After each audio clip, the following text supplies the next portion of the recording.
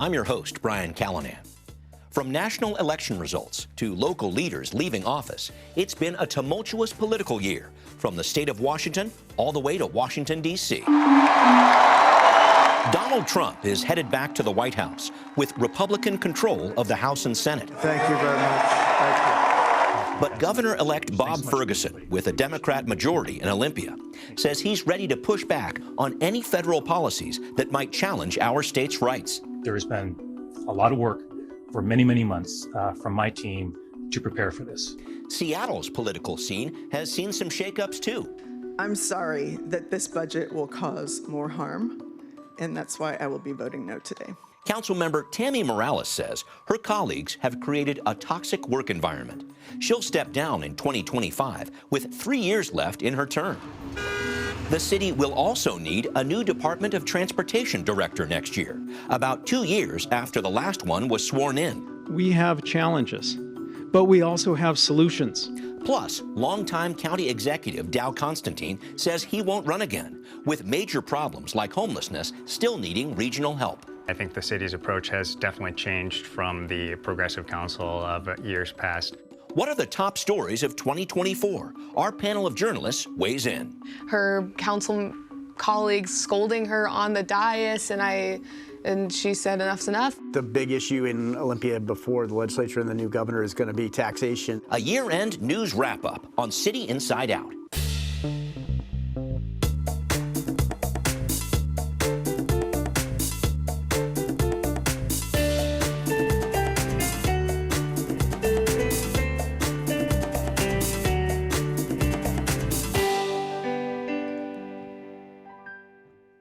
Thank you very much for joining us here on City Inside Out. I'm Brian Callanan, and I have an esteemed group of journalists with me to break down some of these big stories of the year, including Hannah Krieg, the City Hall reporter for The Stranger. Hannah, good to see you again. Yeah, thanks for having me. And also joining us, Greg Kim, a reporter for the Seattle Times, focused on homelessness. Good to see you again, Greg. Thanks for having me, Brian. And also with us, Paul Queary, editor and publisher of the Washington State Observer, covering state politics. Paul, great to have you back as well. I'm happy to be with you, Brian. All right, let's do this thing. Paul, I want to start with you, and I want to talk about the impact President-elect Trump is going to have on our state. I heard Governor-elect Bob Ferguson talk about this recently, right after the election. Ferguson, very concerned about possible attacks on women's health, immigrants, and the environment, just to name a few topics there. So Ferguson says he feels better prepared than when Trump first took office in 2017, but Donald Trump might be better prepared, too, with more loyalists surrounding him, maybe a more experienced legal team. I guess I'm trying to figure out what impacts you're expecting in our state with Trump 2.0. Yeah, I think that's sort of yet to be seen. I mean, the early Trump administration, the first time around, was so inchoate and, kind of ad hoc, and he did a lot of stuff spur of the moment that caused, then Attorney General Bob Ferguson to sue many times, to block things that the Trump administration tried to do. The Muslim travel ban, I remember these. Yeah. Right. Whether we see that again this time is kind of an interesting question. I mean, clearly the Trump folks are taking a different approach than they did before. We had Attorney General-elect Nick Brown at our policy conference a few weeks ago, and he's taking kind of a measured wait-and-see approach to to how he's going to respond to that. So I think that's all, to be seen. I mean, surely, the reelection of Donald Trump has folks on the left freaked out and fired up. And, I think you'll see a lot of that reflected in Olympia and other places in the next year or so. Yeah, and possibly Seattle, too. I wanted to ask you, Anna, at the city level, what's going on, because Mayor Harrell said after the election he will protect Seattle's vulnerable residents and the city's values of inclusion. I do say, though, it feels like less of a line drawn in the sand against Donald Trump than what we saw in 2017. Help me with this. What effects do you see President Trump in his second term having on the city of Seattle? What do you think? Yeah, one of the biggest things that might become an issue for the city is Trump's mass deportation plan. We're a sanctuary city, and that's, only as good as we can enforce it, It'll be put to the test, yeah, right. It'll be put to the test. And with the city council recently voting to expand surveillance technology, that can really put immigrant communities in danger, especially with administration hell-bent on sending them out of our country. Yeah, I'm interested to see that interaction too. Greg, maybe I can go to you next. I've heard the president-elect say more tent cities are the answer for people without homes. If they have mental issues, put them in institutions. I guess I'm trying to figure out, you have a good ear to the street here. What are social service providers preparing for with Donald Trump's return to the White House? Yeah, homelessness is generally a really local issue. All of the funding for homelessness services, almost all of the funding for homelessness services come from local governments, so that might not be as particularly impacted, but obviously with President-elect Trump talking about cutting government spending with his Department of Government Efficiency, there will be departments like the HUD or Housing and Urban Development, and then there have been efforts to kind of combine Medicaid funding for homelessness services to try to access like federal dollars for homelessness issues.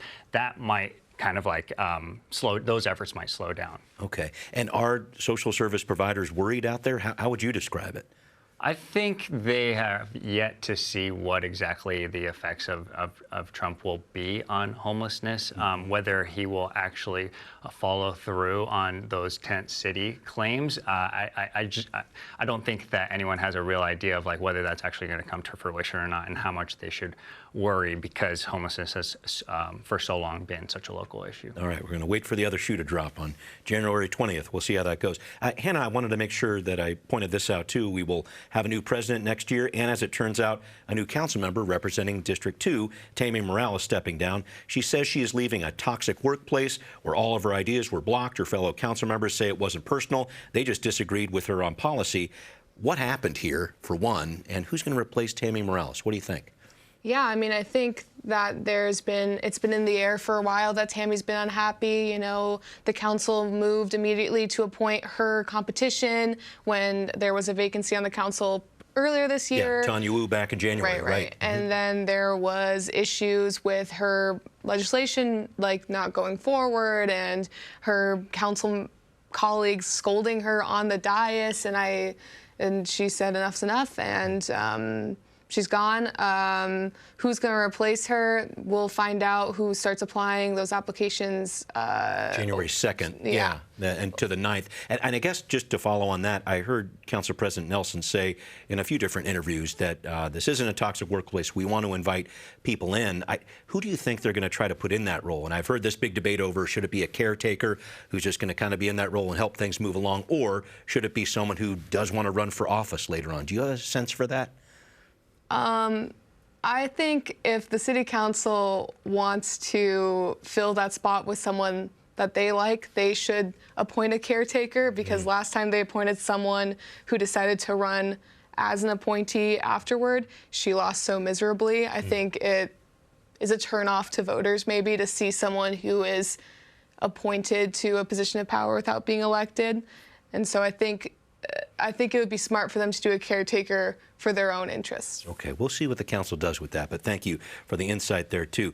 Greg, when it comes to policies dealing with homelessness, Tammy Morales, I know, took offense to some recent increased funding for the Unified Care Team, that group that works on homeless encampments and removes them around Seattle, and she was very much a stop the sweeps voice on the council, I should point out. Do you think Seattle's new council member, Alexis Mercedes Rink, is going to take up that torch, or where do you see the city's response to homelessness going without Tammy Morales in the picture? Even with Tammy Morales in the picture, I think the city's approach has definitely changed from the progressive council of years past. I think, you saw that with the update of the mission of the King County Regional Homeless Authority from ending homelessness, or from reducing homelessness to reducing unsheltered homelessness. That's kind of a different approach and a different mission statement as well.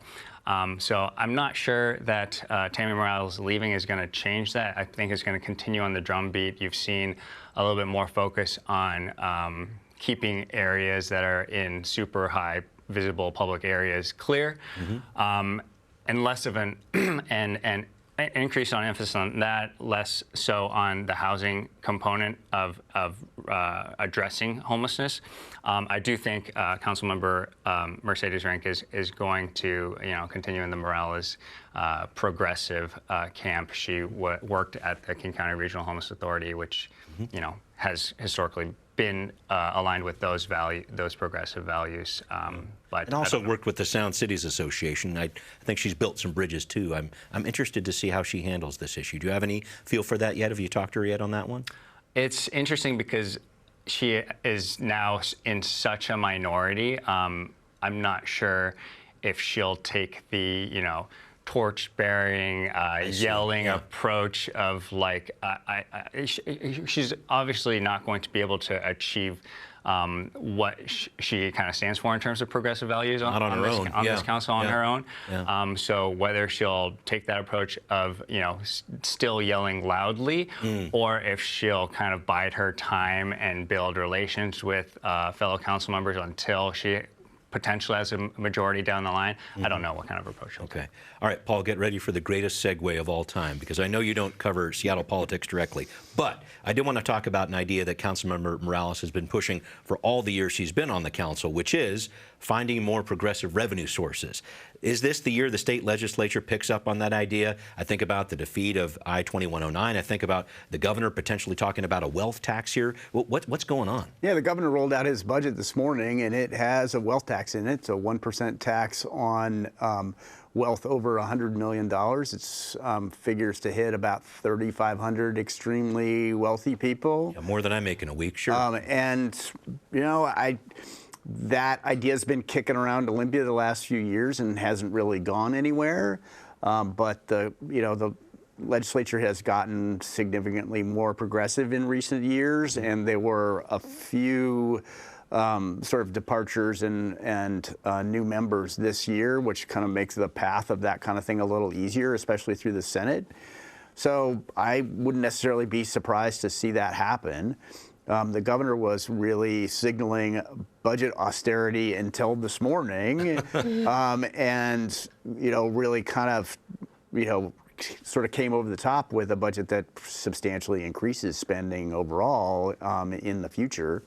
So I wouldn't necessarily be surprised to see that pass at all. Yeah, the Democrats increasing their majorities in the House and the Senate, so we'll see what they say there. Hannah, real quick, in looking at what the city might be considering here with progressive revenue, I know there's something that you follow pretty closely. In looking at this, it sounds like there might be an idea of having a capital gains tax just for Seattle. It was brought up during the budget process in November. A few people said, well, maybe not right now, but we'll consider it in the future. Do you think that has legs for the city in 2025? Maybe for like the 48 hours where Tammy Morales and Alexis Mercedes were both on the council, but now we're so far, the progressives are so far from having majority. We'll have a vote in Kathy Moore for capital gains tax. Yeah, and she's not necessarily the progressive, the standard progressive person out there. Sure. And then we'll have Rink, and then other than that, maybe they could pull over Hollingsworth, maybe Dan Strauss if you catch him on a good day, but it doesn't really seem like I wouldn't say that it's not fully huge baked chance. yet. Yeah, okay. All right, fair. Greg, I wanted to switch gears and talk about the King County Regional Homelessness Authority. Hannah calls it KICRA. I think it's going to catch on. We'll see where that goes. There's some new leadership there. We've got CEO Kelly Kinnison, who's taken over. There's a new governance structure, too, and there's going to be a new King County executive overseeing this soon because Dow Constantine says he's not going to run next year. What's going on with KICRA right now, and can it right the ship after a host of problems since it started in 2019? Yeah, obviously we've heard a lot from the King County Regional Homeless Authority over the years. There's been a number of unforced errors and issues that you hear about in the news. I think what I expect is that we'll hear about it a lot less in the next year and next few years. What they updated in the governance structure or in the kind of document chartering the organization is they made its scope smaller, right? They said, don't try to end homelessness. Like, that's not something that you can feasibly do. Focus on managing those contracts with homeless service providers. Don't be super loud. Don't, tell elected officials what to do. They're going to tell you what to do.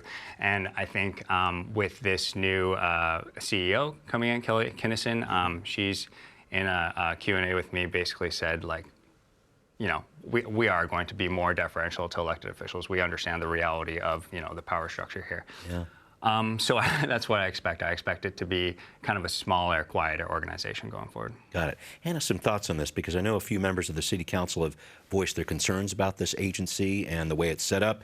The way it's set up now, either the city or county can actually pull out of their agreement with KCRA at any time. What do you see as the future of this agency, KCRHA? Unknown.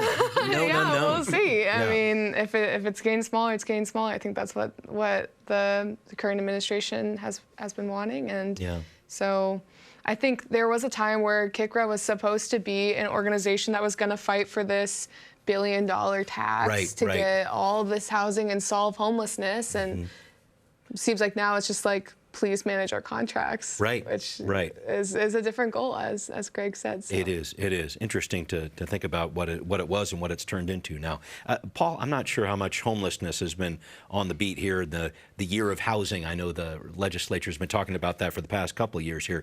What kind of bills are you tracking when it comes to housing? I know there's been some discussion about rent control in years past. Anything you see coming out of this legislative year upcoming that might speak to housing a little bit? Yeah, I mean, we've seen rent restriction, I mean, they call it rent stabilization. Yes. Think of it as rent control. So they don't have to call it rent control, right? In each of the last couple of years, the electoral prospects for that bill, or the prospects for that bill in the legislature, are a little better than they have been in the past, because some barriers to it in the Senate have gone away. So we'll see how that goes. Oregon adopted a similar policy a few years ago and hasn't really gone very well for them in terms of housing construction. So I don't know, maybe that'll have some effect on it.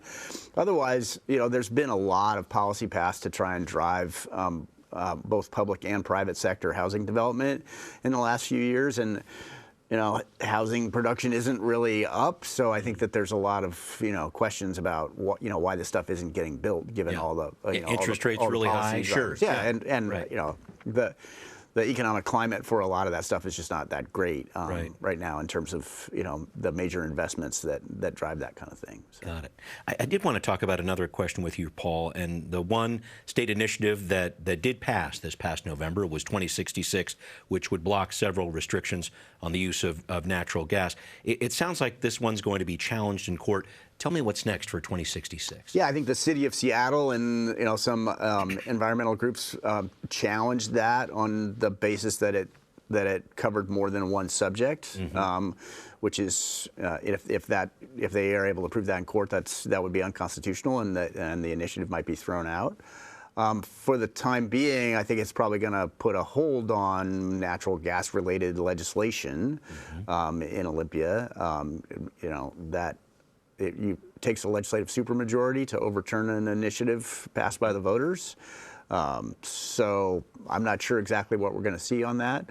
I think the short-term question around that revolves around the State Building Codes Council. Yes, right. Because they adopted rules that effectively ban gas heat and gas water heaters in new residential construction, and that's sort of in limbo right now. I mean, there's some folks on the Building Council who say that the initiative doesn't actually apply to those rules because they're about efficiency. They were saying that before the election too, and not appliances. So I mean, that short term, that's sort of the issue that we're watching, is how that affects those rules. Okay, an interesting legal battle ahead there. Let me head to you, Greg, if I could. You wrote in the Times recently about the work the city has done to clean up street disorder in downtown Seattle around 3rd and Pine. A lot of that disorder seems like it has moved into the Chinatown International District area. Talk to me about this. What's the plan for CID? What's going on? Well, the plan for CID is to do exactly what they did in downtown. And you're right, the city acknowledges that this isn't some strategy that results in those people on the streets no longer being on the streets. These are targeted for specific areas, and they understand that there's a good amount of displacement that occurs. Yeah. But they say that it's just unacceptable for any one neighborhood to continuously bear the burden of street disorder, and which is what you've seen happen on 3rd Avenue for a very, very, very long time, and also in Little Saigon and Chinatown International District. Yeah, they just shut down the 12th and Jackson King County Metro stop. I mean, because it's too dangerous, they're saying, to even stop there. Yeah, right. I mean, another effect that may have, and something I'm curious whether officials were thinking about when they made that decision, was that, you know, one of the reasons that 12th and Jackson, Little Saigon is the hotspot of street disorder that it is because it is a transit hub in a similar way that 3rd Avenue is. Yeah. So, you know, That's an whether interesting connection, right? whether you know shutting down those bus stops will kind of choke off that activity there as well. I'm curious to see too. Yeah. What happens next? Well, they're doing the same thing in Chinatown as they did downtown. After that story, I got a lot of emails from people in Belltown, First Hill, Sure. saying that disorder in their neighborhoods has increased as the city has mobilized its efforts in Little Saigon. And the city has said that they are aware, that disorder might move around, and they're going to, as needed, move to different neighborhoods at different times. That's what they're doing. Greg Kim is coming to your neighborhood, folks. There's some work to be done in those different areas, too. Hannah, I wanted to talk about a couple things with you. We're going to have a new director of the Department of Transportation in 2025, Greg Spots, stepping down just 2 years after he was sworn in. And it sounds like we're going to hear a name soon for the permanent job of Seattle Police Chief. I know those are two big, very public-facing positions we're talking about here.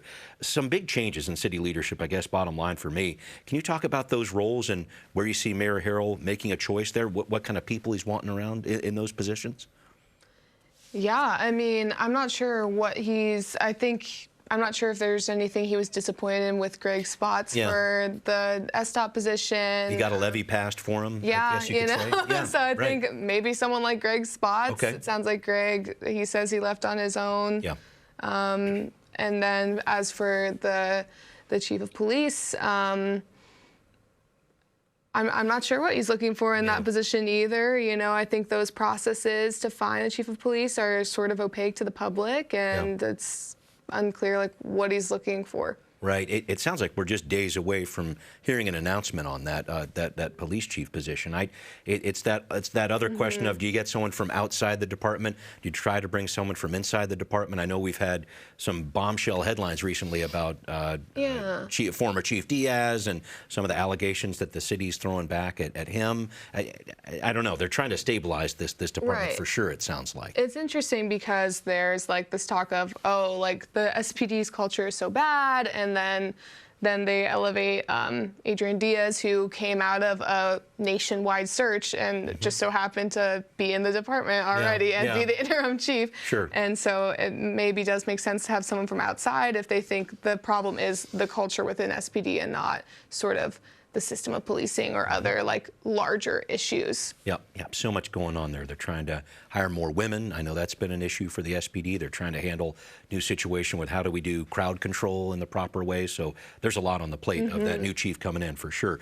We need to start wrapping up here. And I did want to talk about a story you are looking forward to covering in 2025, or maybe one that we haven't covered in 2024. Greg, you have a pensive look on your face. What do you think? What's that big story you're thinking about?